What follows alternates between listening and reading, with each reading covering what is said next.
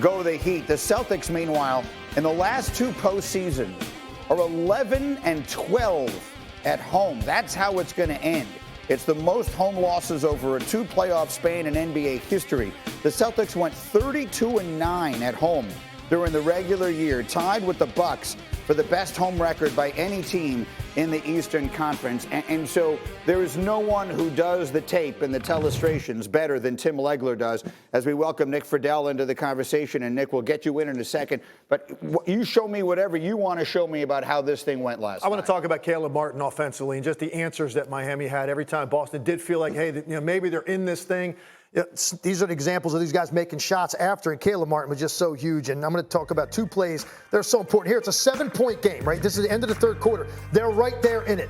Jimmy Butler comes off, and he's going to try to take Jason Tatum right here. He knows Tatum can't slide laterally, so he's going to try to take him to the baseline. You'll see the Heat on the weak side do a nice job replacing, right, filling in these areas to create space. And then the guy you're going to focus on is over here in the corner. This is Caleb Martin. Boston does a pretty good job. You send the ball to the baseline, and you actually put Jimmy Butler in this position. He's going to go out of bounds.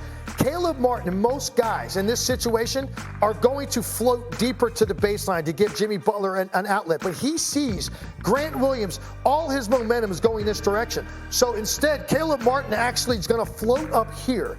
And that gives Jimmy Butler a line of sight to deliver the basketball. And then the last part of this, nice little up fake. You get Grant Williams to fly by. And I want you to watch Jason Tatum. Again, it's the ankle, I guess, but it's also just in not being aware and up on your toes the way you need to be, because as Caleb Martin steps left, and that's a half-hearted contest on the part of Jason Tatum. Martin knocks it down. And then here one more time. And again, this is when you've got a chance to cut into this lead. Do a pretty nice job stopping the break. I don't know what Derek White is thinking here. He had Butler initially. Well, now you've switched off. You've got the basketball. You can't be concerned about Jimmy Butler anymore. Watch Caleb Martin just sort of dribble into this area and creates all this space. Derek White just leaves him.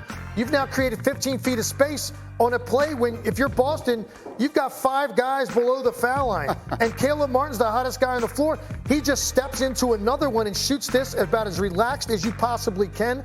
Again, it's 10. You miss a layup on one end. Maybe it's 8. Instead, it's 13. Does that not feel like a microcosm of the entire second half?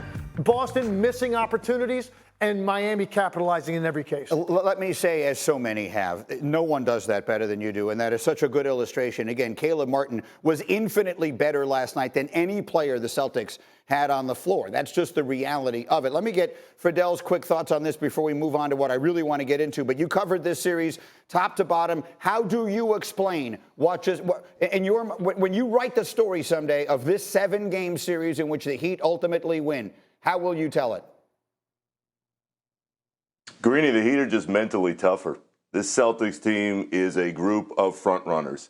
If things are going good early in the game and they can build off a lead and they find a rhythm, okay, fine. Everything's all right.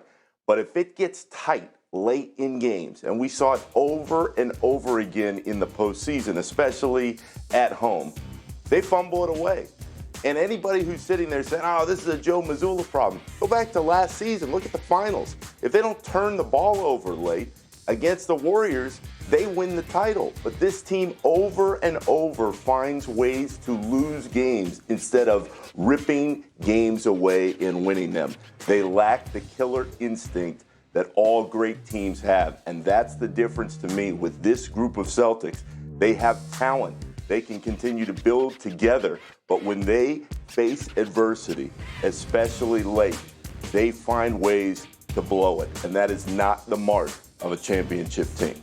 No, I think that's well said, and I don't know that anyone is going to disagree. So it actually perfectly sets up where I wanted to take you next, which is the fact that this group, as constituted, has an enormous decision to make. Jaylen Brown is eligible for a contract extension this offseason. We talked about it endlessly because he made one of the All-NBA teams.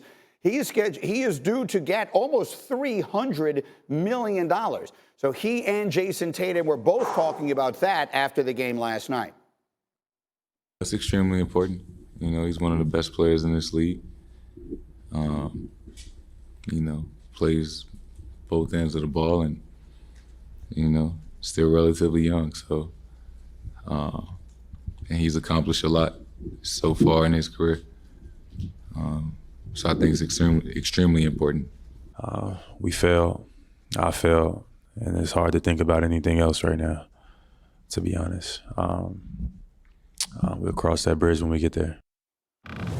So look, I appreciate the way he owns it there. That's what a stand-up person does, and that's exactly what he did. I have no quibble with Jaylen Brown as a person. I think he's terrific, and he's an excellent player. But Zach Lowe, it's 5 years and $59 million per season. If you're the person making the decisions with the Celtics right now, Zach Lowe, what are you doing? It's not a Jaylen Brown or no decision. It's a Jaylen Brown or what decision, because losing him for nothing is obviously not an option. Trying to nickel and dime him on this extension, going into negotiations, trying to save a little money, I don't think will go over well. So instead of asking yes or no, it's yes and or what. What's the alternative if you don't have him on your team? Because you do have Jason Tatum on your team, and as long as he's on your team, you cannot make any move that's a big step back kind of move. So if you're implying to me that the end game is trading Jaylen Brown, maybe, for what? What's the deal out there? As far as the two of them together, you're asking two different questions. Number one, how do they fit? And number two, with those figures on the salary cap and a new CBA coming that is punishing for spending teams, can you put the pieces around them that amplify them and get them to a championship? Because I think together, clearly, I mean, they were within 2 wins of a title last year. They can get really, really far. But on how they fit, I'll keep coming back to the playmaking. In this playoffs, Jaylen Brown, 68 assists, 66 turnovers. Playoffs career, Jaylen Brown, 241 assists, 232 turnovers. That's just not good enough. They need more playmaking combined from their best two guys, and they just haven't gotten it. Point guard that can be a playmaker for them. But besides that, if you listen to Jaylen Brown after the game, did he sound like a guy that's convinced that he's staying? I mean, did he just kind of pass off that conversation about it, like as if I wasn't really thinking about it, or you are thinking about it? So this might not be a Celtic decision. This might be a Jaylen Brown decision. This might be the very first question that the Celtics have to answer, not their coach, not the makeup of their roster, but whether or not Jaylen Brown wants to stay there. It's a lot of money to say no to, and not many people, I don't think anybody has said no to it, but I don't know if the Celtics are ever going to have the opportunity to offer it, because we don't know for sure that he wants to stay. If you've paid attention to everything that he has kind of hinted, the breadcrumbs that he has left throughout this season suggest that he's not 100% comfortable playing in Boston. That changes everything. I think the feeling has been, the sentiment has been that he has always been put off by the fact that his name was involved in the KD trade talks. And maybe he's never gotten past that. And as far as the way he sounded last night like a guy who knew he had let his team down. That in the biggest game of the year, with an opportunity to put them on his back, he didn't do it. Let me get Friedell on this quickly. Friedell, how about the offseason decisions the Celtics have to make here? Greeny, I'm with Alan, but he's not walking away from that money, and that's the key. There's so much involved. I still believe at 26, if you're the Celtics, it's a move you have to make that deal happen. Nobody knows his game better. He's been with that organization all the way. If they believe he can still hit another level, then there's no other question to ask. You pay the money, you hope for the best, and you hope that he can continue to find that rhythm he needs with Tatum. But when you watch this team, you see a team that is flawed.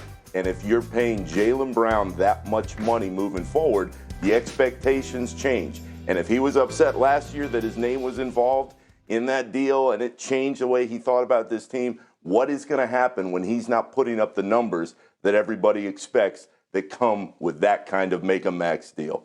Give me a final word on this, Legs. Yeah, look, I just think it's easy to, in the moment, overreact and say, no way is he worth the money. The bottom line is they're going to offer it, because here's the thing. It's harder to acquire the talent. The hard part is over with. Getting a guy that good in your building, wearing your uniform, that's the hard part. The easy part now is to be able to try to retain them by offering more money than anybody can. So it's so easy to say, oh, I'd never give him that money. To Zach's point, well, then what's your alternative? Where are you going to go? This team has been to 5 conference finals. They have won a lot of games. And we can say that this is a final chapter on these two guys, and they'll never break through. We don't know that. A lot of people felt the same way about Giannis Antetokounmpo. Could the guy make free throws if he had to? Could he have some polish to his game in addition to just, overwhelming you athletically? People wondered about that. He broke through in a big way in the biggest stage. He had the best game of his career and won a title. the best might be down the road for them. You've done the hard part. You've done your due diligence and you acquired these two players. That's now becomes more just write the check, and you're going to offer the money, and let's hope that these guys can address their weaknesses and you can address the things you need around them. Alan makes a great point. Maybe you bring in more of a playmaking point guard to take some of this responsibility off their lap. I'm requesting a special edition of the Low Post podcast, Zach, in which I want to hear you with all of our other insiders discussing who the trade possibilities would be. That's what I want to hear. I want to hear all of the just rampant, wild, and completely guessing speculation. All the hypotheticals. Well, you could trade Jaylen Brown for this, but for LeBron and KD, whoever it is. You just throw it in. Dame Lillard. I'm listening. Thank you for watching ESPN on YouTube. For live streaming sports and premium content, subscribe to ESPN+.